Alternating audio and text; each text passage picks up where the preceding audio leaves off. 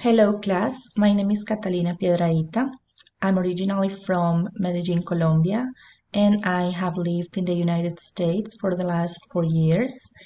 I am a physician. I'm graduate from the Medical School of University of Antioquia in my country, and I practiced medicine there for more than 10 years in different settings like outpatient consultations, prenatal visits, in the emergency room of different public hospitals in the city.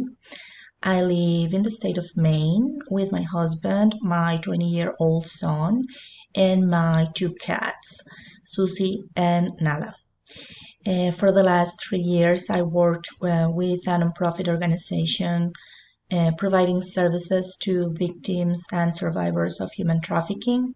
And in the next few days, I'm going to start a new project with the Department of Labor addressing the shortage of healthcare workers in the state. Since I started the Masters of Public Health, I have been very happy and excited to go back to school, although it has been very challenging to get used to the online learning. I wish you all the best of luck, and I hope we can learn a lot and enjoy this course together. Thank you.